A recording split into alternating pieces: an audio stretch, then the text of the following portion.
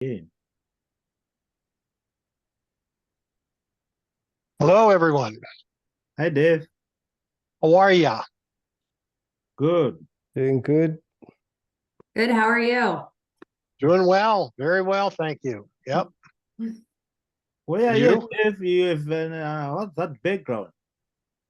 That is the Pantheon in Rome. Ooh, That's wow. my wife's favorite spot. Hmm. Mm, There's nice. like the open area in front of it. What do they call it? Like all I can think of is patio, but that's not the right word. And then there, Oh, Piazza. yes, and Yes. then there's some places to eat, or because that Karen and I were there Oh, and we yeah, ate. places to eat. And if you go, let's see, if you have your put your back to the Pantheon, and then if you go, let's see, honest diagonal to the right, you go up a little tiny side street, and there's a nice restaurant there called Trattoria Pantheon, and delicious, delicious food there. We walked in one time and it was crowded, so he had this big hunk of Parma ham. And the owner came out, and as you were waiting in line, he's slicing off pieces of Parma ham for you to eat. And then right before you get to that part, there was a gelato store. Mhm. Great place. Very nice, very nice. Oh, I'm glad you got to do that trip. That's fabulous. Yep. All right. So we are gathered here today for Malimi's proposal. Yay. And I think I have the format down right. So Malimi will get about a half hour to present, or however, we said 20 minutes to a half hour. And then we'll have a question and answer period. Then we'll ask him to leave, or we'll join a breakout room, whichever, and do our final deliberations. And then we'll come back and share that with him. Sound good? Sounds good. Sounds Yes. yes. Okay, so wait, let's see. Let me make sure that Malimi's able to share screen. Okay, you can take it away whenever you're ready. Okay, let me start sharing my screen first.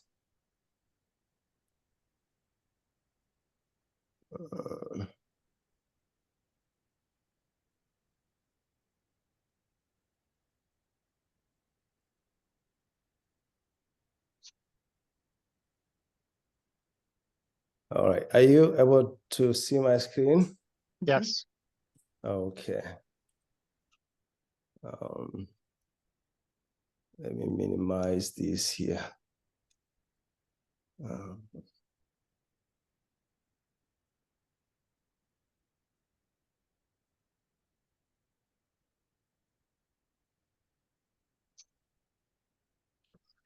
I'm trying to control this picture panel so that it's not covering my screens, my slides. Anyway, I don't know. Okay. So thank you so much for the opportunity, giving me the opportunity to present my proposal. And so the topic of my dissertation is the relationships between students' ICT usage, self-efficacy, and literacy. Starting with introduction, chapter 1. Background of the study about ICT. Information and communication technology, ICT, is important to all people in the world today because they need it to accomplish many activities in their everyday lives. ICT refers to technologies used to access, gather, and store, also analyze and report information. That is according to the National Assessment Board. ICT background. Because of the importance of ICT, the International Association for the Evaluation of Education Achievement introduced the International Computer and Information Literacy Study for grade 8 students in 2013. A little bit about the information communication, the International Communication and Information Literacy Study is designed to examine how students globally develop the set of knowledge, understanding, attitude, and disposition, and the skills that comprises the process of using computers to communicate in different ways. Computer and information literacy can be defined as individuals' ability to use computers to investigate, create, and communicate in order to participate effectively in at home, at school, and in the community. The first cycle of this study was done in 2013, but the second was done in 2018. Now, the assessment for this, the framework for this assessment has 4 strands and 8 aspects. The strands are overarching concepts or categories, whereas aspect specific content category literacy within the strands.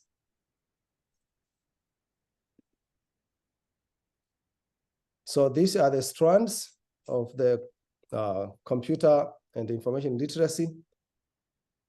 There's one of the strand is understanding computer use. The second is gathering information. The third is producing information. And the last one is digital communication. Under each of these strands, you have 2 aspects, making it a total of 8 aspects.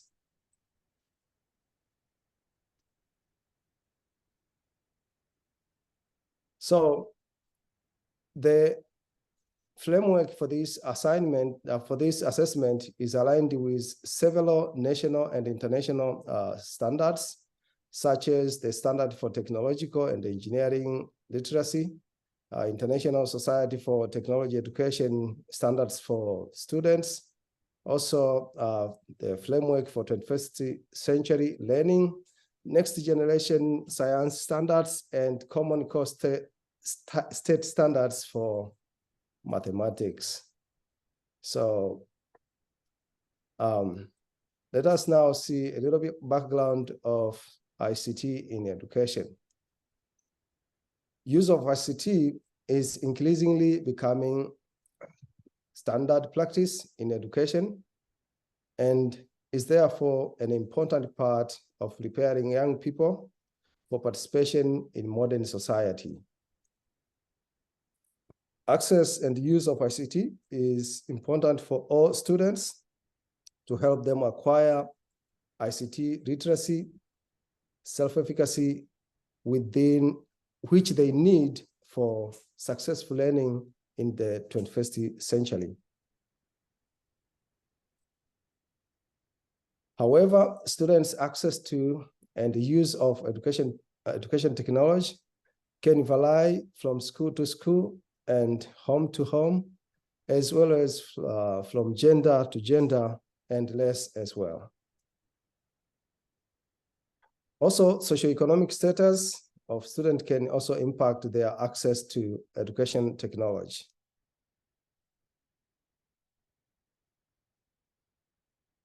Students from high-income families have access to a lot of education technology resources at home and most of the time at school. And those from low-income families has limited access to technology resources which help them to learn.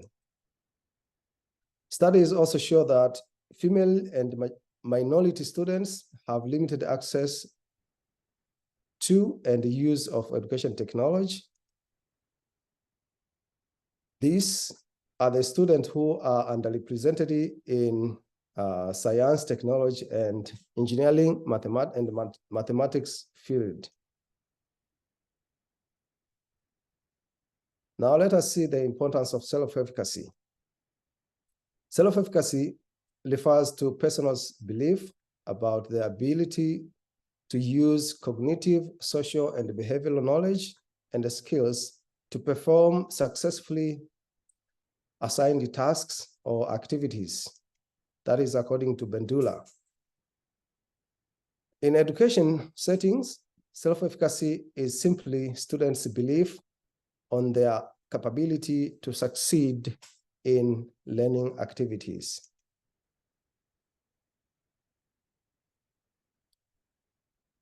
Self-efficacy is more instrumental in people's everyday life, including learning than any other aspect of self-knowledge. It determines the amount of effort individuals will apply in assigned activities and the extent to which they will persevere if they face challenges. Hence, it is important to know how students' ICT usage, literacy relates with students' ICT self-efficacy.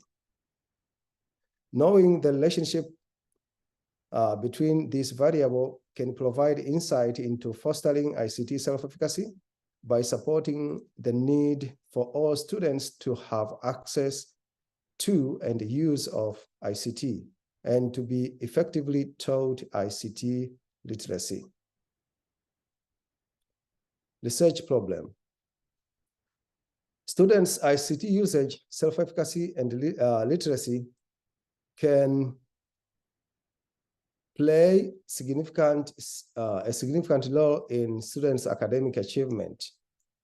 But there is lack of full knowledge and agreement in the literature about the relationship between ICT usage, self-efficacy, and literacy.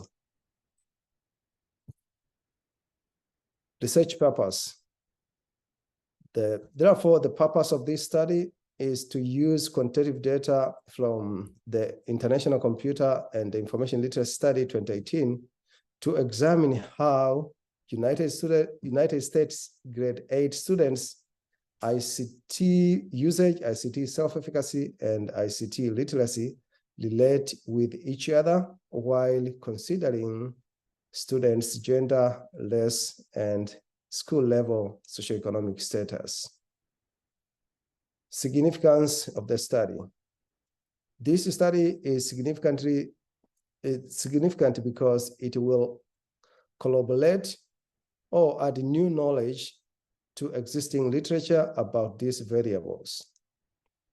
Also, by revealing the relationship between students' ICT usage, ICT self-efficacy, and literacy, the study findings may help educators to change or maintain their practices and attitudes regarding the role of ICT in teaching and learning process.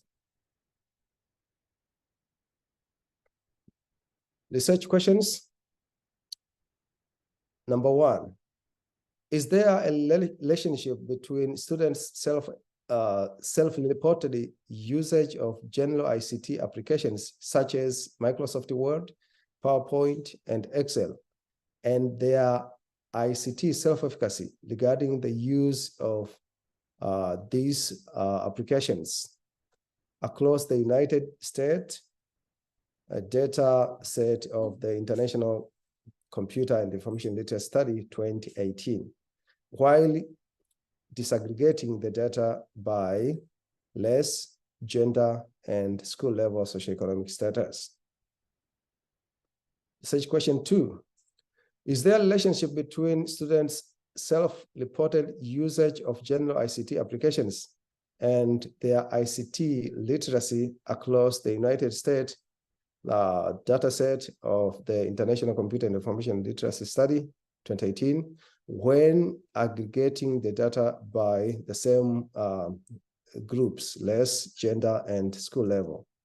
And the last question, is there a relationship between students' ICT literacy and their ICT self-efficacy of usage of general applications across the United States?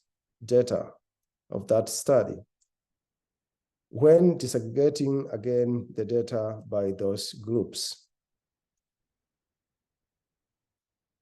Research hypothesis. Based on the questions I just presented, these are the research hypotheses. Hypothesis 1, there are positive relationships between students' usage of general ICT application and their ICT self-efficacy across gender, race, and school level socioeconomic status.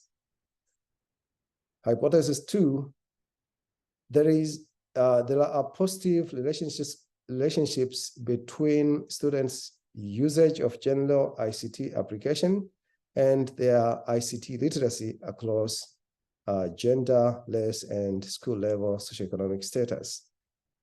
Hypothesis 3, there are positive relationship between students' ICT literacy and their ICT self-efficacy across gender, race, and school level socioeconomic status. Limitation of the study. Finding of this study may not be applicable to 8th grade students in every country. However, the finding may be applicable to 8th grade students in countries with similar context as the United States. Chapter 2, literature review. Importance of technology in education. Cognizant of the importance of education education technology, the US Department of Education developed and is implementing the National Educational Technology Plan. The plan highlighted educational technology as an effective tool for creating engaging and empowering learning experiences for all learners. Importance of education continues. This emphasis on education technology is aligned with different, again, international standards, such as the International Society for Technology in Education, also standards for technological and engineering literacy, framework for 21st century learning, as well as the next generation science standards, and finally, mathematics, common core standards for mathematics.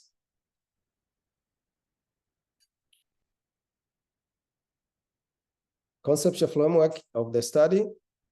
This study will use the positivism worldview.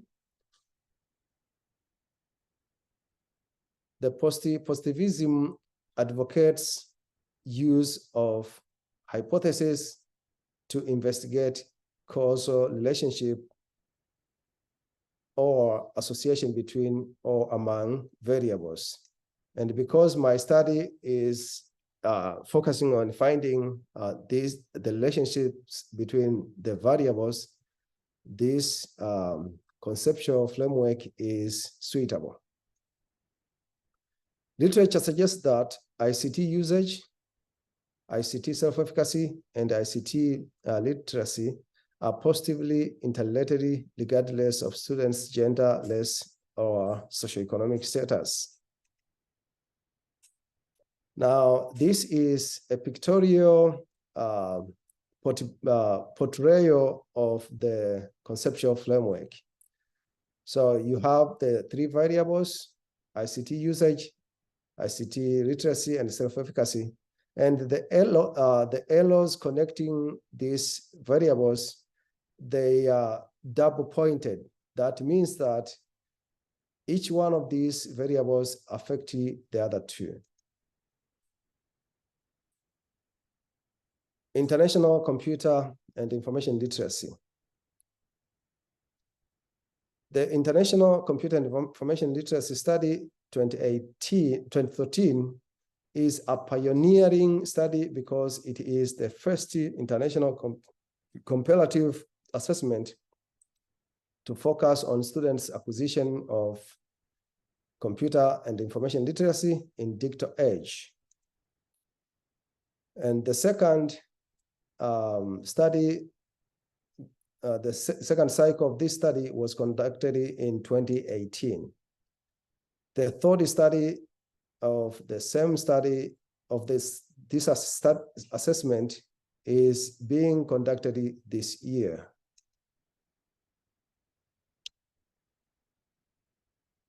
The International Computer and the Information Literacy Study 2013 was composed of two main parts: the CIL test, student and the student questionnaire. However, in 2018, the assessment was composed of three parts: the Computer and the Information Literacy test, computational thinking test, and also the student questionnaire. My study, or this study, will use data from computer and information literacy test and student questionnaire only. The computer and information literacy test students computer and information literacy based on the 4 computer and information literacy strands which I have already presented. This study will obtain students' ICT literacy data from the computer and information literacy test results.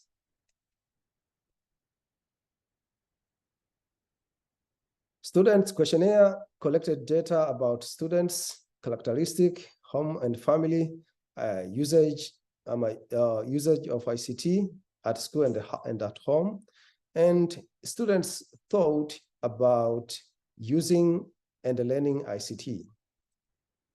This study will obtain students' ICT usage and self-efficacy data from the student questionnaire. Students' ICT usage. In 2015, it was reported that 83 to 92% of US students in grade 4, 8, and 12 who took the National Assessment of Education Progress Math and Reading Assessments reported they have access to and use computer at home. And 86% to 91% of the students reported to have access to computer at school. Overall, having access to computer in school or at home was positively associated with high academic achievement in different stats. While not having access to computer at school or at home was positively associated with low scores. Findings suggest that on average, high level of students' ICT usage was positively related with high students' STEM self-efficacy.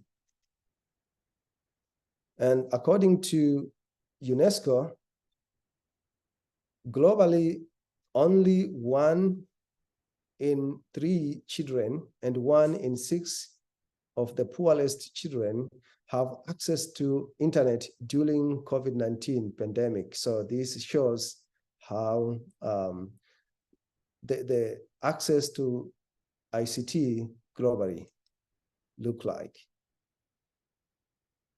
So studies suggest ICT access and usage vary by students' gender, race, and socioeconomic status. This study will examine the relationship between student ICT usage, self-efficacy, and literacy across gender, race, and socioeconomic status. ICT literacy. ICT literacy has positive effect on student attitude, motivation, and interest toward STEAM, as well as achievement in STEAM subjects. Gender difference in ICT literacy has been observed.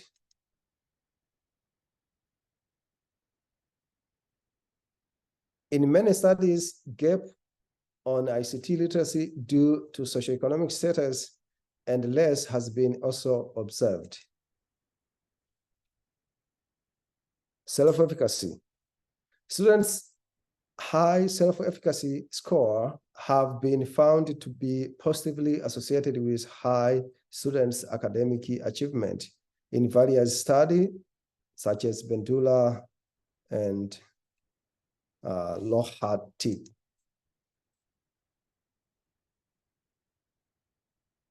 In the International Computer and Information Literacy Study 2018, girls' scores was slightly higher than those of boys. However, boys scored significantly higher on ICT self-efficacy in advanced skills. So the girls generally scored high on basic skills, but the boys scored high on advanced ICT skills. So in the literature, there are mixture finding about ICT usage, literacy, and self-efficacy.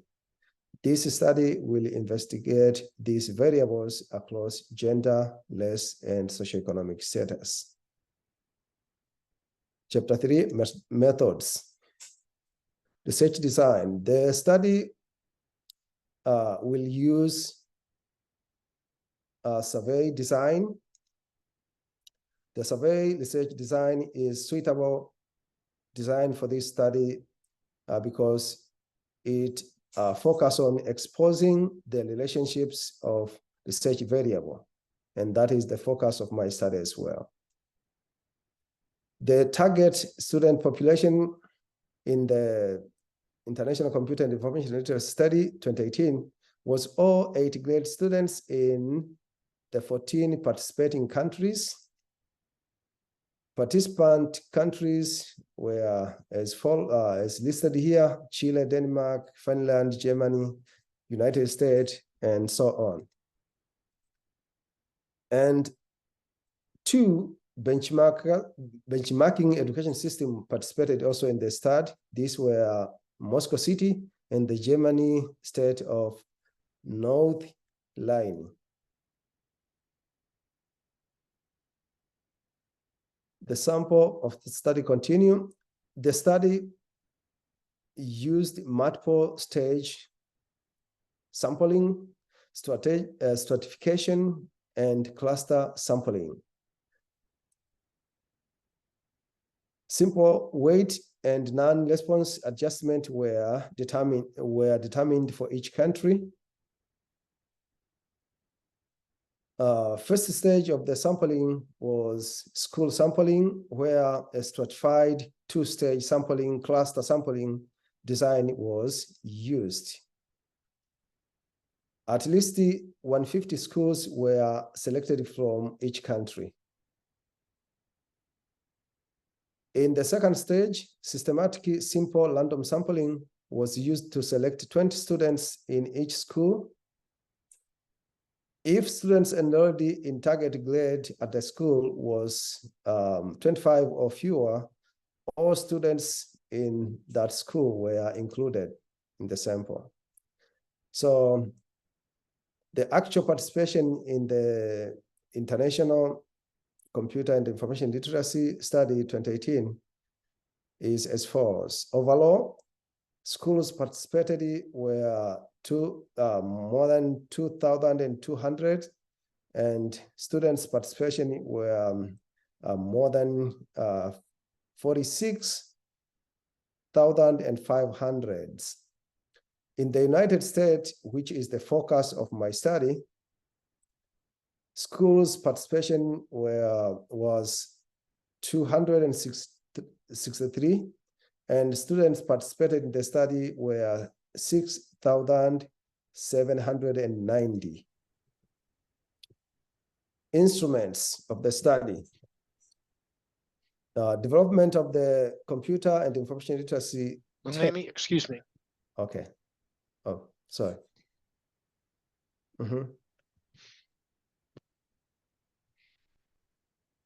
Yes, Dr. Kabanala. No, I can't hear you. Did your sound go off? Are you muted? No. Let me see.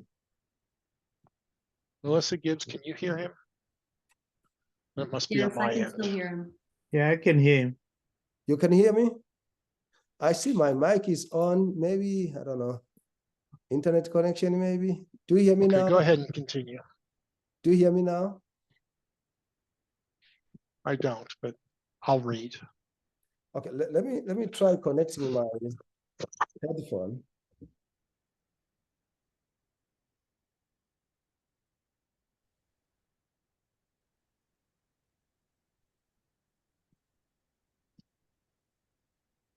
Can you hear me? Hello? Dr. Boston, can you hear me? I can hear you. Dr. Kanyonko Yes, I can hear you. and Dr. Kaunala still can't hear me. Hello?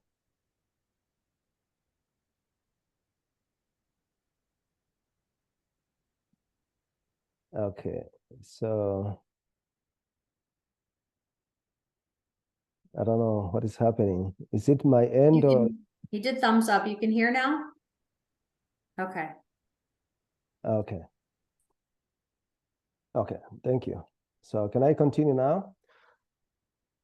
So development of the instruments for this study, for the International Computer and Information Literacy Study 2018, the items for the CIL test was developed by 3 groups of research experts at the International Computer and Information Literacy International Study Center in collaboration with national research coordinators. Each of the 5 modules in the test was composed of several small tasks to be completed in less than 1 minute, and a large task to be completed in 15 to 20 minutes. Each student completed only 2 modules out of the 5, which were randomly assigned. Small tasks were multiple choice and short constructed answers, also drag and drop. Large tasks required the student to use real computer applications to modify and create information based on given instructions. Items covered the 8 aspects of computer and information literacy. Development of students' questionnaire also followed the same process. Time for completing the student questionnaire was between 20 to 25 minutes. Instruments to ensure validity and reliability, the CL test and questionnaire items were extensively reviewed by multiple expert groups, then were administered in a field trial to a portion of the sample target population. Data collection was done at different times in 2018 This was due to different school year calendars in participating countries. Data collection was computerized, and the assessment master examiner computer software was used to facilitate the process. At each country level, the International Computer and Literacy Study National Research Coordinator supervised the data collection with help of staffs in their centers. At school level, trained tester administers under supervision of the school coordinator administered the test to students. Scoring of the assessment. Multiple choice items were scored automatically by computer. Constructed response items were scored by human scholars. AM marker computer software facilitated scoring of the constructed response items. The software also allowed the national research coordinators to create scoring teams and to assign scholars to scoring teams. Also, the software provided real-time inter-letter reliability report to scoring supervisors. The variables of the study. Independent variable, students' usage of general ICT applications. Dependent variables, ICT self-efficacy regarding the use of general applications, and ICT literacy. And finally, grouping variables, student gender, race, and school level socioeconomic status. In the International Computer and Information Literacy Study 2018, usage of general ICT applications and self-efficacy regarding the use of general applications are scales. This means they were deliverable variables. Student ICT usage of general ICT applications was derived from 3 items on question 19, which asked how often do you use ICT for each of the following activities. ICT self-efficacy regarding the use of general applications was delivered from 8 items on question 27, which asked how well can you do each of these tasks when using ICT. And these are the questions items which included in each of the study variables, the scales. So these are for ICT usage, 3 items on question 19. Then these are 8 questions from question number 27 of the survey.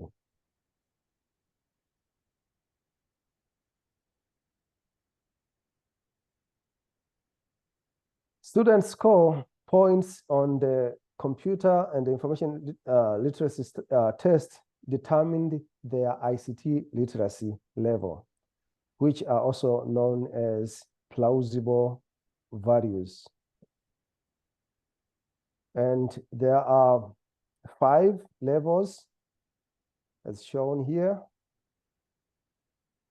showing also the point ranges for each level.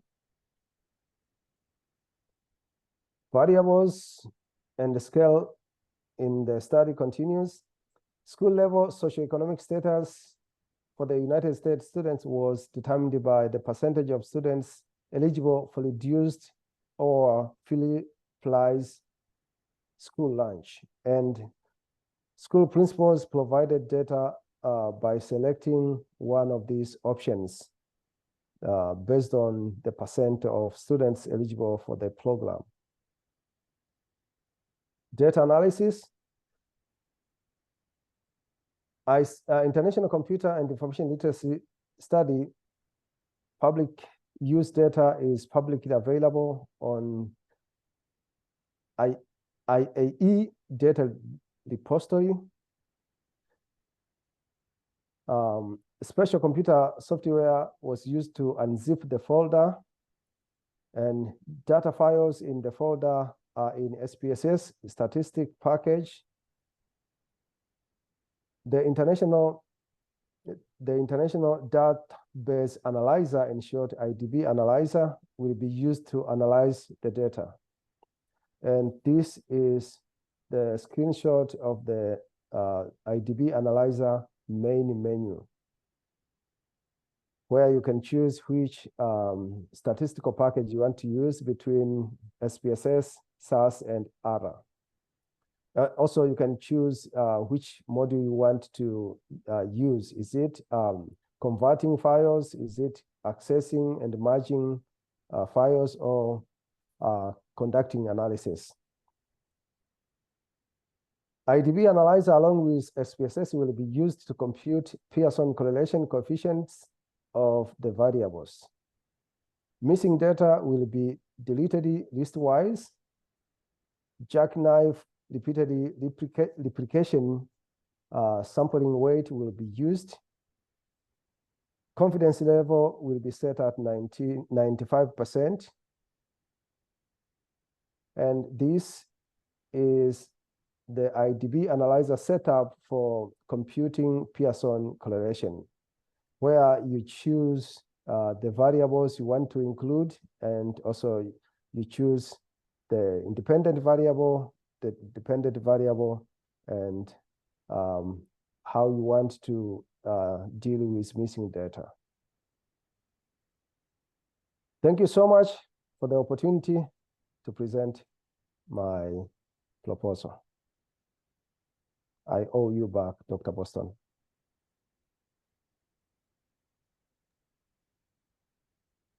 Very nicely done, very thorough. I'll Thank ask you. Dr. Kenyango and Dr. Carbonara if they want to start with any questions.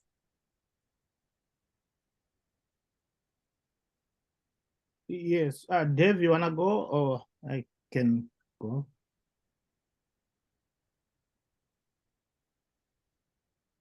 Can Dave hear us now, or? Oh, okay, all right.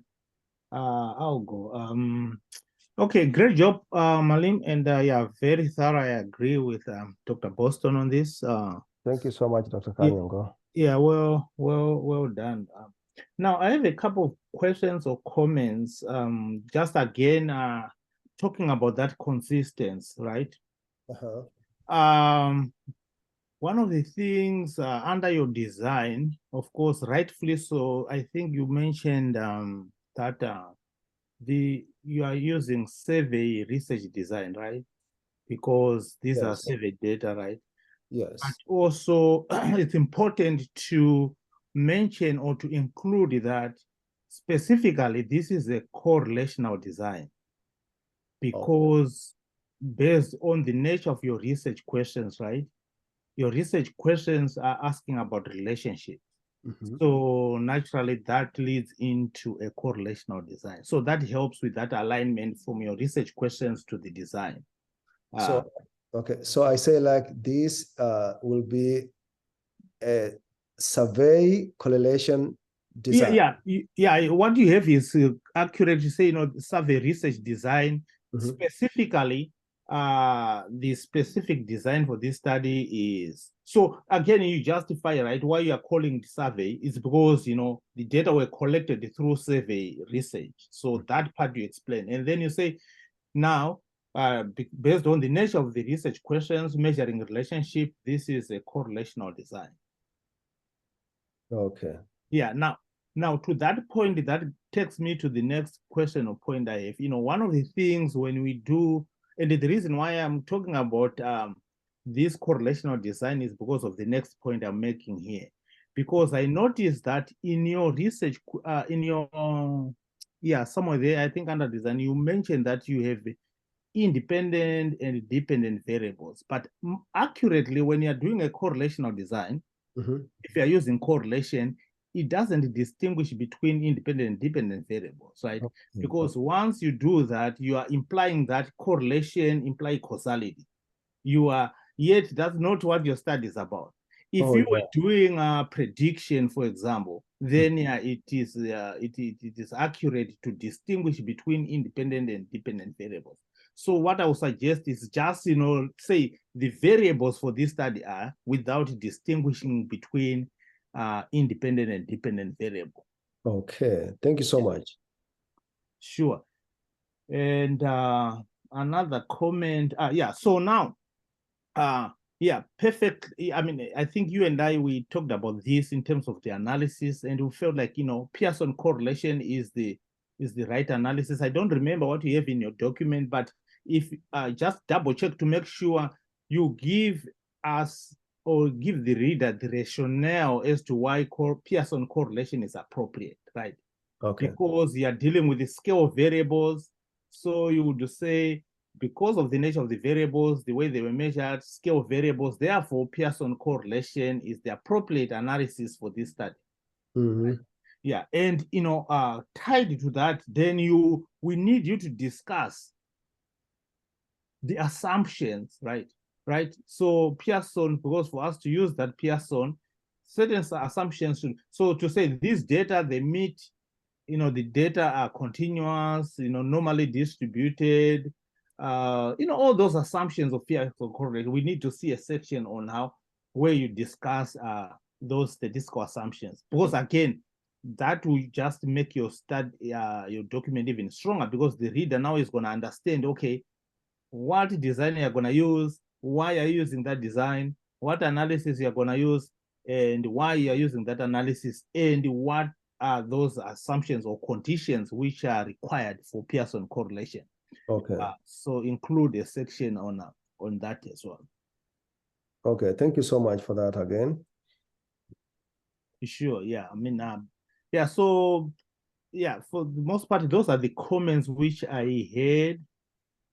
So, yeah, I will yield back to Dr. Boston. Dave, I just had something very small kind of related to that. So if I could jump in and then we'll pass it to you. I also wondered, Malimi, if you need to say secondary data analysis. And I feel like you do say that in the larger document, or at least in one version. I mentioned that somewhere in the larger document. Okay, yeah, so I would just double check, like when you're saying about it's surveyed, so it might say it's a secondary data analysis based on an original, based on this data set that was collected by survey design, and and then also say about that yours is correlational. So I mean, I feel like it may be a sentence and then justifying why secondary data analysis are important. And I feel like that's in the document somewhere, but just double check. Yeah. Thank you so much for that.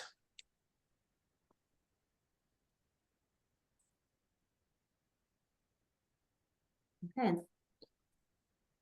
Dave, we'll hand it over to you.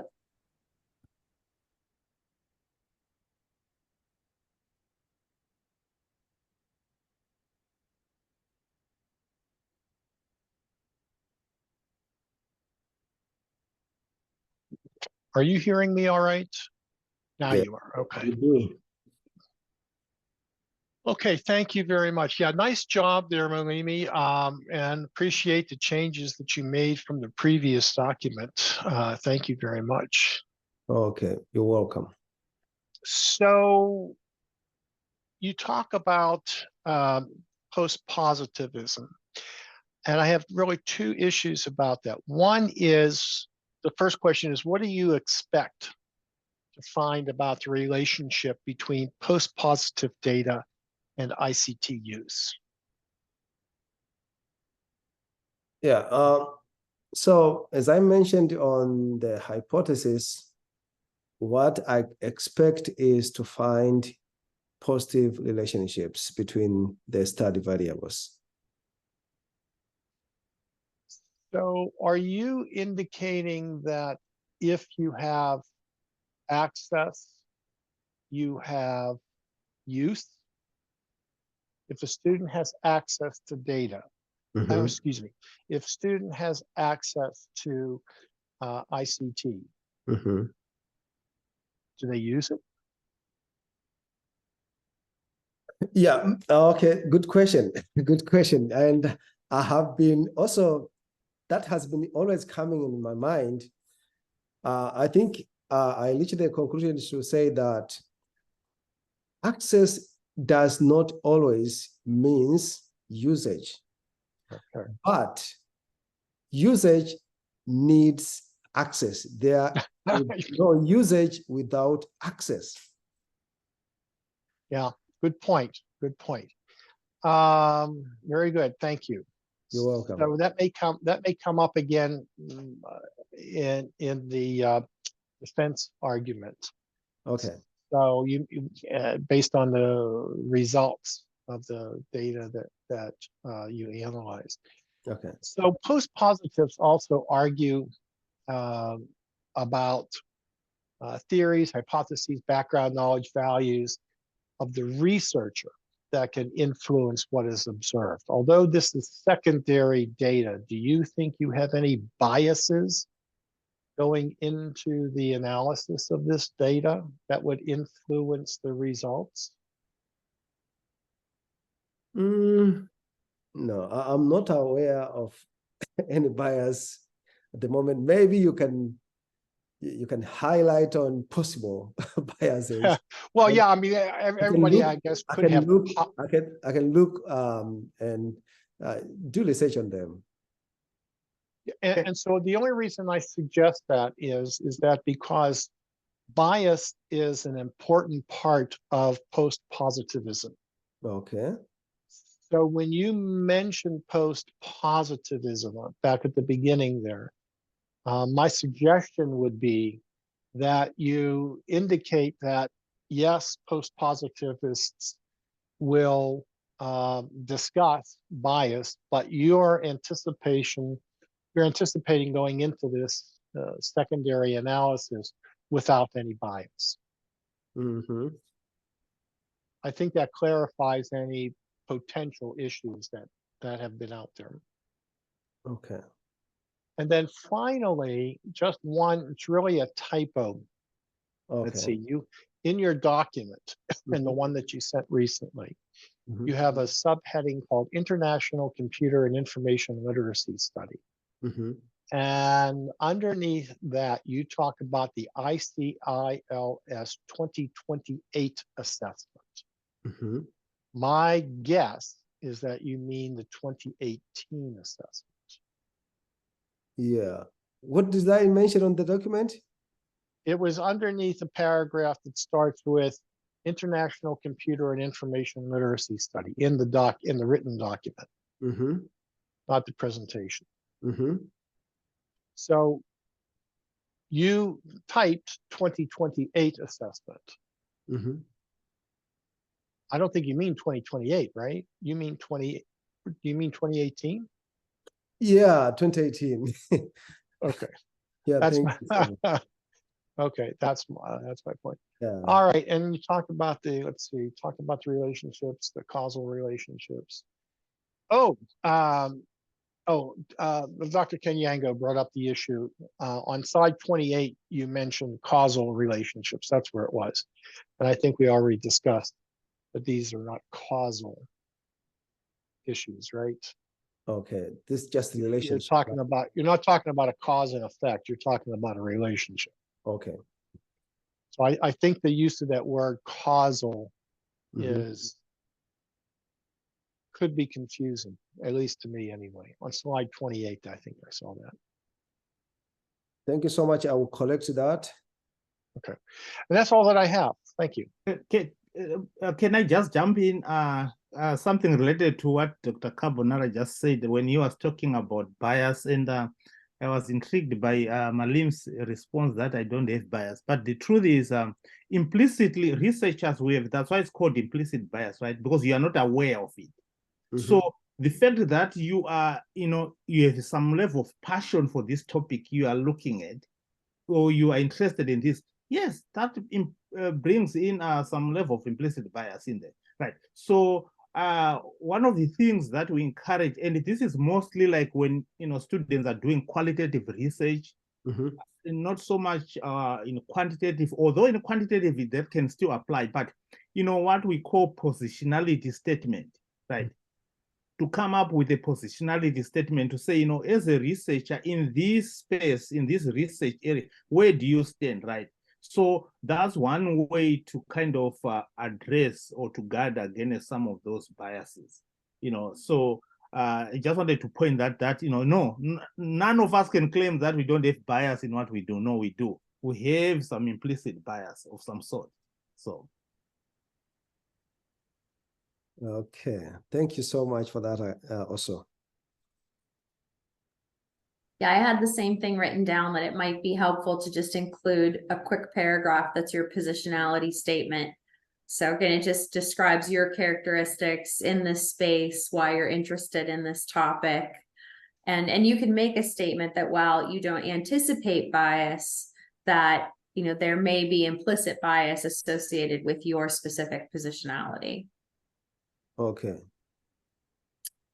I think also for Dr. Carbonero's question about access and usage, and you may have, again, you might have this in the document somewhere, but I think just explicitly a sentence that says you're using usage as a proxy for access. Okay. Because, usage, like you said, kind of necessitates access. So usage is proximity. As a proxy, PROXY, like as a substitute or as a stand-in. Okay. Like a logical, like it's like a logical stand-in for the other thing. Okay. Thank you so much for that. Okay. And I think slide 28, if I'm not mistaken, you were quoting something and it said causal or associations. And the same thing there, maybe just having a sentence after that that says this study is looking at associations. Okay. Is that right? Because I think on the slide you were quoting. So again, just clarifying that you're looking at the association between variables. Yeah, I think that was under the conceptual framework. Right. Good point. Yeah, thank you so much. All right. Anything else from the committee? No, I'm good. I'm good. All right. I'm going to let me see if I remember how to do this. I feel like I was a Zoom expert at one point. Okay, I'm going to pause the recording.